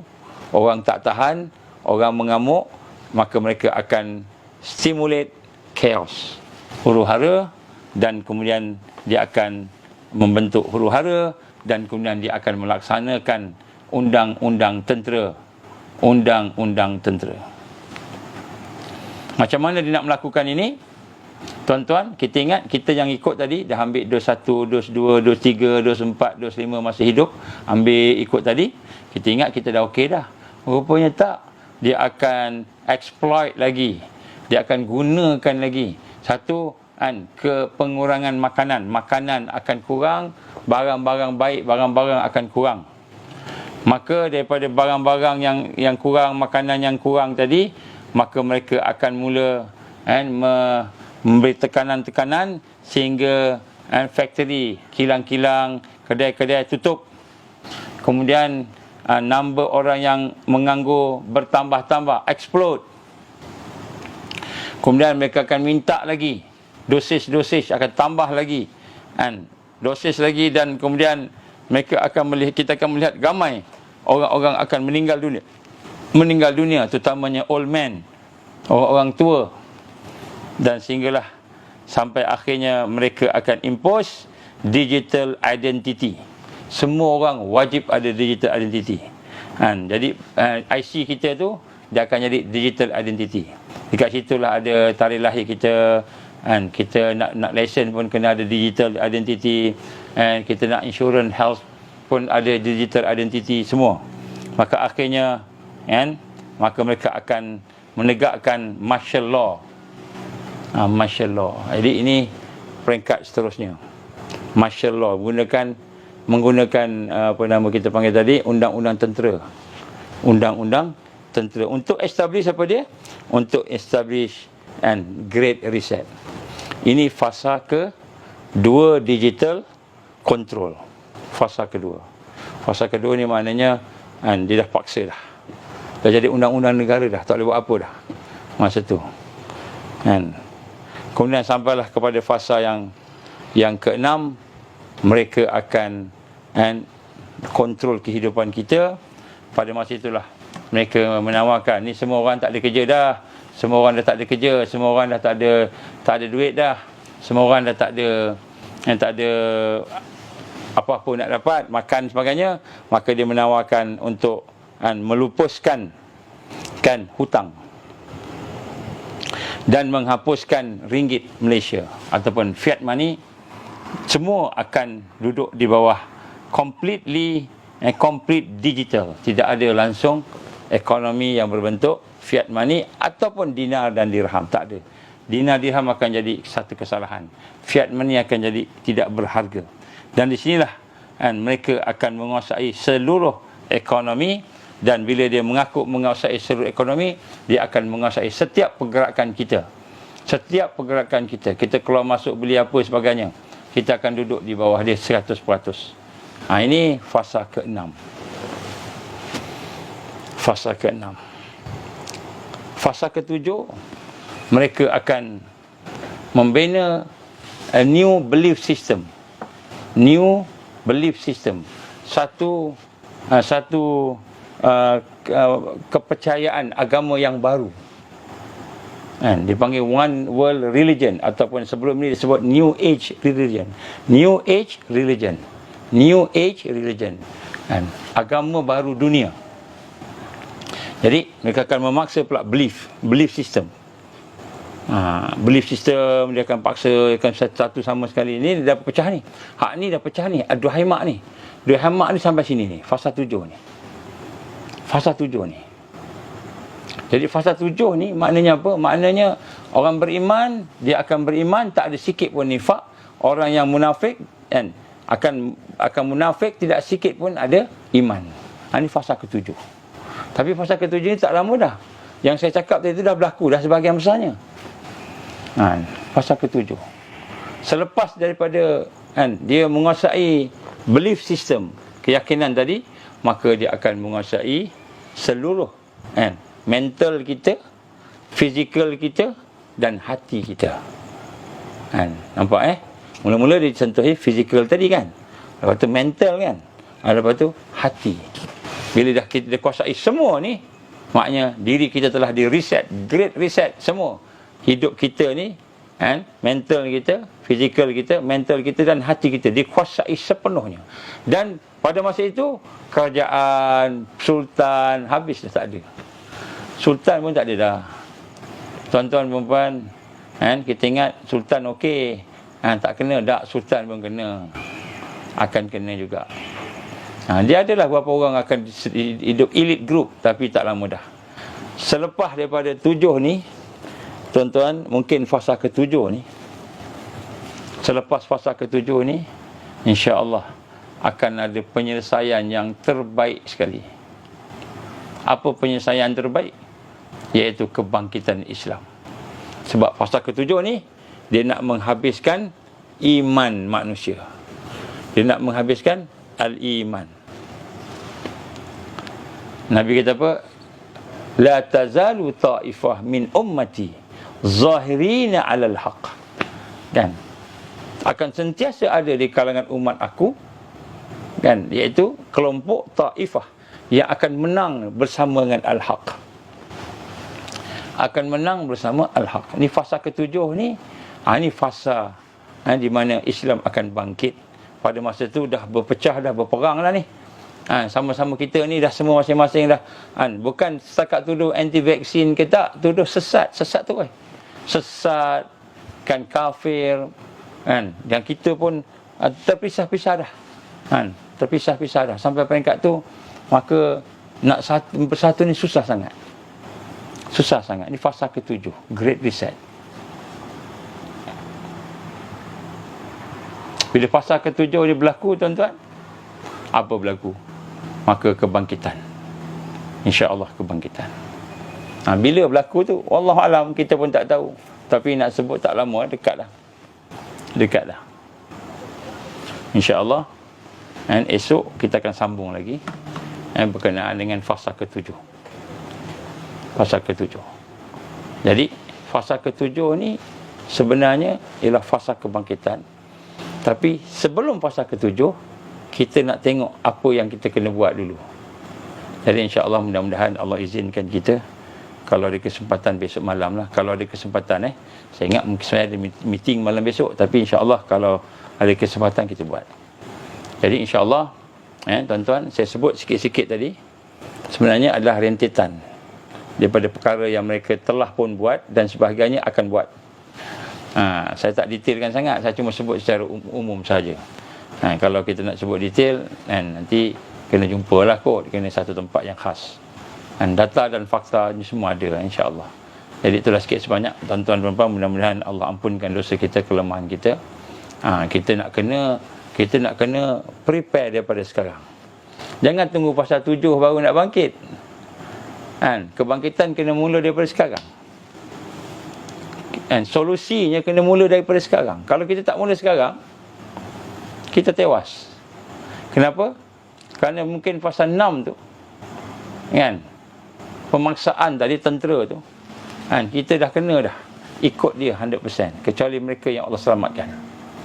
Fasa 7 ni, pada masa itulah, kita kata al-haq wal batil akan bertembung secara berdepan. Sebagaimana kita akan nampak secara jelas. Cuba tengok Suratul Imran, Surah Imran ayat 13. Surah Imran ayat 13. Surah Al-Imran 313. Cuba tengok, fasa ke-7 akan berlaku. Kita akan nampak jelas ayat 313 tu. 313. Jadi ini kita dah baca dah, ayat ni pun kita dah baca dah, insya-Allah. Ya tuan-tuan rahmati Allah, jangan takut. Kenapa takut tu peluru dia?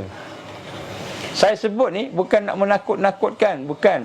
Saya nak sebut ni sebab saya nak sama-sama kita rasa bahawa mereka merancang, Allah pun merancang. Dan perancangan Allah tu lebih hebat daripada perancangan mereka. Lebih hebat. Kenapa nak takut dengan mereka? Apa yang kita takut? Cuba cakap. takut kehilangan diri kita, nyawa kita, takut tak dapat makan, apa sahaja, dah solusi dia. Solusi Allah dah bagi dah. Saya pun dah sebut dah dalam kuliah-kuliah. Sebenarnya solusi saya dah sebut dah sikit-sikit, banyak-banyak tu kan. Cuma hari ni saya buat ulang kaji. Sebab kita nak masuk tahun 2022 ni. Kita nak masuk 2022. 2022 ni besar benda akan berlaku ni. InsyaAllah saya sambung besok, insyaAllah. Jadi antara fasa ke-6 dengan fasa ke-7 ni panjang ceritanya, tapi saya cuba ringkaskan tadi. Fasa ke-7, sebab saya nak sebutkan fasa ke-7 ni kita menang, insya-Allah, apabila mereka menekan agama. Apabila mereka menekan agama, menekan iman, maka Allah tidak akan izinkan mereka menekan iman tadi. Maka berlaku perpecahan, sehingga yang beriman tidak ada nifak, tidak ada munafik. Yang munafik tidak ada iman, maka pada ketika itu kan, orang yang beriman akan diberikan kekuatan dan kemenangan. Tapi takut tak? Adalah ketakutannya, adalah kesakitannya. Tapi kita letakkan semua keyakinan kita kepada Allah. Tuan-tuan, saya nak simpulkan satu benda. Put our trust in Allah. Letakkanlah keyakinan kita, kepercayaan kita kepada Allah. Jangan letakkan keyakinan kita, kepercayaan kita kepada makhluk, kepada diri kita, kepada kawan-kawan kita, keluarga kita, kepada dunia yang ada pada kita. Jangan letakkan keyakinan kita, kepercayaan kita kepada dunia. Maka itu adalah al-wahan, itulah al-wahnu. Tapi letakkan kepercayaan kita kepada Allah. Put your trust in Allah. Put our trust in Allah. Bila kita boleh faham yang ini, maka kita akan melihat setiap perkara yang berlaku di depan kita. Kita tak nampak dah bencana. Kita tak nampak ada bencana. Kita nampak apa? Kita nampak itulah perancangan Allah nak bagi Islam menang. Kita tak nampak dah kan bencana. Takut. Tak. Kita nampak ni perancangan Allah nak bagi Islam menang. Itu dia hakikat dia. Sebab selagi kita tidak proses diri kita, meningkatkan diri kita, berhadapan dengan tradisi bencana tadi, maka selagi itu kita tidak akan diberikan kemenangan oleh Allah.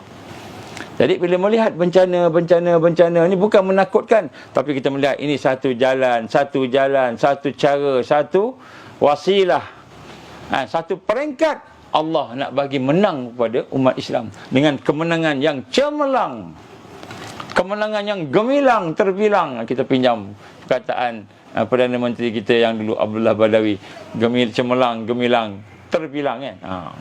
Kenapa? Allah nak bagi kita menang 100%. Jadi Allah datangkanlah kesusahan. Barulah apa dia? Barulah yang kita buat ni dia jadi bermakna. Bila menang tu betul-betul menang, kita dah melepasi bencana tadi. Jadi dia bukan menakutkan. Bagi orang beriman, dia tak menakutkan, tapi dia merasa ini satu perancangan Allah. Allah nak jadikan benda ni semua, Allah izin, maka kita akan menang. Itu janji Allah kan. Itu janji Allah. Sebab tu tuan-tuan dan Allah, malam ni saya nak tinggalkan dengan satu kesimpulan proses kita. Fikirkan malam ni. Nombor 1, kita dengan Allah ni macam mana? Kita dengan Allah ni macam mana? Hati kita. Yang pertama sekali, hati kita mesti menyerah pada Allah, merasakan diri kita memerlukan Allah. Itu hati kita. Jadi melihat sesuatu kita rasa daripada Allah, ini kita nak perlukan Allah. Sentiasa kita rasa diri kita ni memerlukan Allah, disebut tadarruk. Ini penyelesaian kepada segala masalah. Jadi bencana dan mengharap bencana ni, proses hati kita ni, kita rasa perlu Allah, kita rasa lemah, kita rasa hina, kita rasa kurang, kita minta ke Allah, minta ke Allah. Kemudian kita meningkat sampai satu peringkat kita merasai kemuliaan Allah. Tadi kita merasa memerlukan Allah kan? Kita amat memerlukan Allah. Peringkat yang paling tinggi, maknanya hati kita telah diseliputi oleh iman. Maka kita akan merasakan bahawa apa sahaja yang kita melihat, apa sahaja yang kita nampak, apa sahaja yang berlaku, kita melihat kebesaran Allah, keagungan Allah. Allahul Azim, Allahu Akbar, kita akan melihat kebesaran Allah, keagungan Allah. Dan kita akan melihat kehebatan Allah. Allahul Azim, Allahul Azim. Maka kita rasa kemuliaan Allah. Kita pun sebut Ya Hayyu Ya Qayyum Ya Zal Jalali wal Ikram, Ya Hayyu Ya Qayyum Ya Zal Jalali wal Ikram, Ya Hayyu Ya Qayyum Ya Zal Jalali wal Ikram. Bila kita dah mula merasakan kemuliaan Allah dalam setiap yang kita melihat, kita nampak bencana, kita melihat kemuliaan Allah di sana. Kita nampak bencana, kita melihat keagungan Allah di sana. Kita melihat kesusahan, kita merasakan, kita memerhatikan keagungan Allah, kemuliaan Allah, kehebatan Allah, maka iman kita telah memenuhi seluruh hati kita. Itu tanda dia. Kita melihat keagungan Allah. Tak ada dah takut. La khaufun alaihim walahum yahzanun. Tak ada dah kesedihan, sebab kita melihat keagungan Allah, keagungan Allah, kemuliaan Allah, kemuliaan Allah. Maka di situlah kita akan bangkit. Tak takut dah dengan makhluk. Ini apabila kita dah mula memproses hati kita. Sebab tu saya ceritakan bencana-bencana ni bukan nak takut-takutkan, tapi ceritakan bencana ni supaya kita melihat, yang pertama, perlu kita tadaruk, merendah diri, dan kemudian merasa memerlukan pertolongan Allah. Kita perlukan Allah lebih daripada kita perlukan diri kita sendiri. Kita perlukan Allah lebih daripada segala-galanya. Tadaruk, rendah diri. Maka kita pun tengok bencana, mula-mula proses, kita rasa kita perlukan Allah. Kita minta, Ya Allah, tolonglah Ya Allah, tolonglah Ya Allah, tolonglah Ya Allah. Kita minta.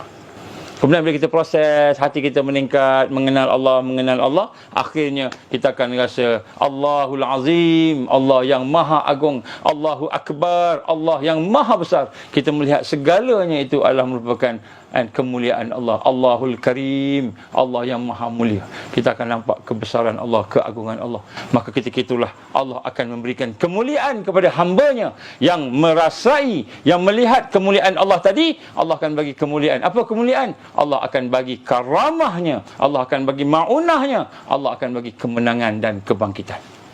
Allah akan bagi kemenangan dengan ma'unah dan karamahnya, dengan pertolongan, dengan kemuliaannya, dengan perkara yang boleh mencari adat yang luar biasa. Allah bagi. Masa bila Allah nak bagi? Ketika hati kita dah mula merasai kemuliaan Allah. Kita tengok makanan, tengok air. Contohlah ni air kan. Tengok air, minum air. Tengok air, kita tak nampak dah air. Kita melihat kehebatan Allah, kemuliaan Allah, keagungan Allah. Kita dah rasa dalam hati kita. Maka ketika itulah Allah akan memberikan karamahnya kepada kita. Karamahnya diberi pada kita. Allah akan bagi kemuliaan, akan bagi sesuatu kekuatan. Allah akan beri satu kekuatan sehingga kita boleh menang. Dan akhirnya Allah berikan kekuatan untuk bangkit, menang, kalahkan semua, habiskan semua bencana-bencana yang ada ni. Maka hidup dalam keadaan aman, damai. Ini dia. Jadi orang beriman, dia tak melihat bencana dengan sedih. Walaupun hatinya sedih, tapi dia melihat bencana dengan satu perasaan. Dia memerlukan Allah. Kemudian meningkat, akhirnya melihat bencana, tak nampak dah dia perlukan Allah. Dia dah redha dengan Allah tadi, maka dia rasa, Ya Allah, bencana ni semua adalah tanda kemuliaan Kau, Ya Allah, tanda kehebatan Kau, Ya Allah, tanda keagungan Kau, Ya Allah, tanda kemuliaan Kau, Ya Allah. Maka dia pun mengabdikan diri kepada Allah. Masa tu Allah tolong dia, Allah tolong dia, Allah bantu dia, Allah bantu dia, Allah bagi karamah, Allah bagi kekuatan untuk bangkit dan menang dengan semenang-menangnya bersama dengan Al-Mahdi Al-Muntazar.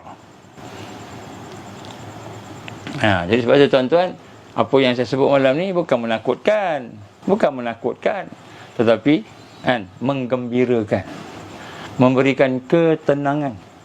Bukan kita nak takut dah. Memang kita nampak lah dia hebat tadi, tapi kan bencana tadi kan macam-macam. Itu pun saya cuba ringkaskan, sebenarnya panjang ceritanya tu, tapi itulah maknanya kita nak kena rasa. Sebab tu tuan-tuan, perkara yang paling penting kepada orang beriman ialah dia menjaga hatinya. Sebab tu tuan-tuan, marilah sama-sama kita kenal Allah. Kita tajdidkan semula syahadah kita. Mentauhidkan Allah dalam segala perkara. Kita mengesakan Allah, mengenal sifat-sifatnya, wujud, qidam, baqa, sifat-sifat Allah tu. Kita kenal sifat-sifat dia, kita kenal nama-namanya, Ar-Rahman, Ar-Rahim, Al-Malik, Al-Quddus, As-Salam. Kita kenal nama-nama dia balik. Kita kenal af'al, perbuatannya. Jadi bila kita dah mula kenal perbuatannya, sifatnya, namanya, maka insya-Allah kita akan diberi kekuatan oleh Allah. Maka be happy, don't worry. Be happy, don't worry. Selagi kita ada kepercayaan, trust kepada Allah. Put your trust in Allah. Put our trust in Allah. Bila kita yakin dengan Allah, percaya dengan Allah, kita bergantung dengan Allah, bersama dengan Allah, maka hati kita akan terpelihara daripada peluru-peluru. Peluru-peluru yang disebut tadi. Takut kepada makhluk, sedih kerana makhluk. Alhamdulillah. Baik, insya-Allah mudah-mudahan Allah ampunkan dosa kita. Insya-Allah marilah sama-sama kita bersyukur, dan Allah dah memberikan kepada kita satu kefahaman yang jelas tentang bagaimana kita mahu bersama-sama dengan kemenangan dan kebangkitan di akhir zaman ini. Insya-Allah, insya-Allah. A'udzubillahi samil alim minasyaitonir rajim. Bismillahirrahmanirrahim. Alhamdulillahirabbil alamin wassalatu wassalamu ala asyrafil anbiya'i wal mursalin wa ala alihi wa sahbihi ajma'in. Allahumma innaka ta'lamu anna hadhihi alqulub qad istamat ala mahabbatik wa altaqat ala ta'atik wa tawahadat ala da'watik wa ta'ahadat ala nusrati syariatik wa sikillahumma rabitataha wa adimudtaha wa hdiha subulaha wa amla'aha binurika alladhi la yakhbu wa syrah suduraha bi faidil iman bik wa jamilit tawakkuli alaik wa ahyiha bi ma'rifatik wa amita ala syahadati fi sabilik. Ya Allah, innaka ni'mal maula wa ni'man nasir. ربنا أتمم لنا نورنا واغفر لنا إنك على كل شيء قدير.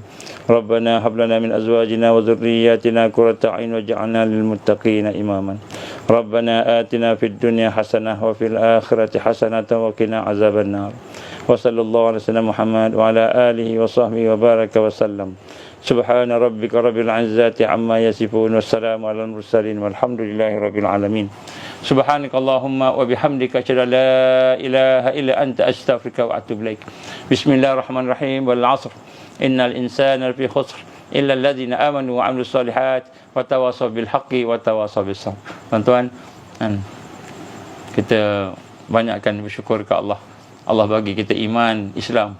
Kita minta ke Allah. Ada masalah, minta kat dia. Jangan minta kat makhluk, minta pada Allah. Minta pada Allah, minta kat dia. InsyaAllah. Wabillahi taufiq wal hidayah.